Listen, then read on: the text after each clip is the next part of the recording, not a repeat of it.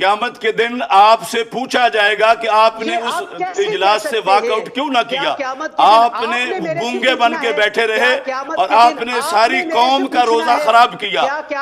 पिछले रोजे का सवाल उठा रहे हैं वो पहले जो रोजा इन्होंने कौम का खराब किया, इन्होंने क्या कफारा दिया है। चलिए ठीक है, आपका डॉक्टर साहब सवाल आ गया। डॉक्टर रागिब नईमी साहब, सर ये पिछला रोजा, वो कहते हैं आपने एक रोजा खाया हुआ है, इसलिए मैं आपकी अहलियत पे सवाल उठा रहा हूँ। हमारे आका सल्लल्लाहु अलैहि वसल्लम की ये हदीस शरीफ सियासिता में मौजूद है कि सरकार फरमाते हैं फ़इन गुम्मा अलैकुम, कि अगर मतला अबर आलूद हो, गर्दो गुबार हो, चांद नजर ना आ सके तो फ़अकमिलू इद्दता शाबान सलासीन यौमन, तो फिर जो शाबान की गिनती है वो पूरी करो। यानी 29 पर चांद देखा जा रहा था और मतला अबर आलूद होने की वजह से चांद नजर नहीं आया, तो फिर अब इसमें किसी तरह का तरद्दुद ना किया जाए, बल्कि वो गिनती जो है वो पूरी की जाए।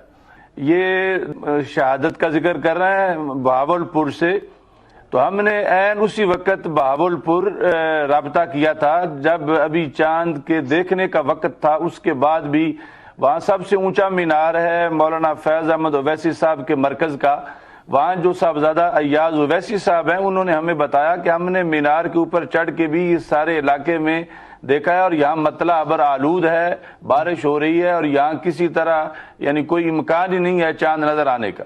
तो जहाँ का खुद मतला अबर आलूद है ये वहाँ से एक गवाही दे रहे हैं और उसको उस पर ये पूरे मुल्क का फिर मदार रख रहे हैं, तो ये किस तरह है कि चांद नजर आता है। वो कैपेबल नहीं है, मतला जो है वो उस वक्त अबर आलूद था, वो यानी मतला साफ नहीं था कि वहां से ये जो इस्तेदलाल कर रहे हैं।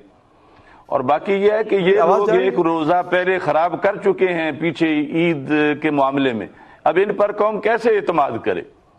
इन लोगों ने 2 साल पहले ईद का ऐलान जो है वो करके एक रोजा जो है वो लोगों का खराब किया, करोड़ों लोगों का, और उसके बाद इन्होंने ऐलान किया कि कजा कर लिया। जब ये बताएं वो किसने कजा किया था, वो सब इन्हीं लोगों के जिम्मे पर है। तो अपना ये किरदार तो ये मजरू खुद कर चुके हैं ये तमाम अराकीन जो हैं इस रुयत हलाल के। पहले तो आपने ये वो कफारे अदा करें और उसके बाद अपना किरदार अवाम के सामने और पेश करें और दलाल के सामने लाएं।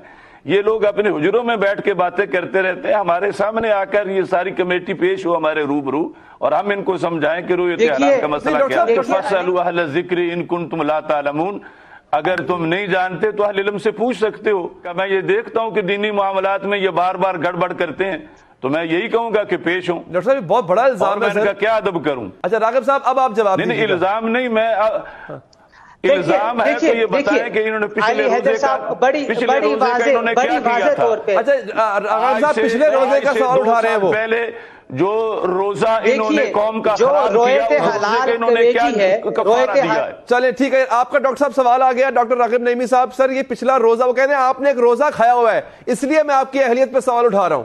आपसे मुराद कमेटी ने। देखिए जाहिर बात है कमेटी की बात हो रही है ना, मैं भी इस वक्त कमेटी को डिफेंड कर रहा हूं, मैं कोई अपनी जाती कैपेसिटी के अंदर बात नहीं कर रहा।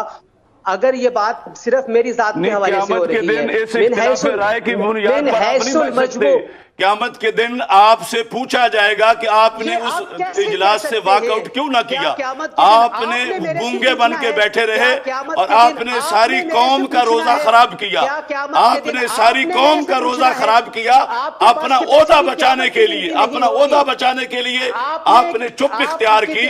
और ये आपकी ये हम मजरूब समझते हैं आपको। आपने सिर्फ ओहदा बचाने के लिए चुप इख्तियार की और जहां ऐलान हो रहा था तो आप नहीं बोले।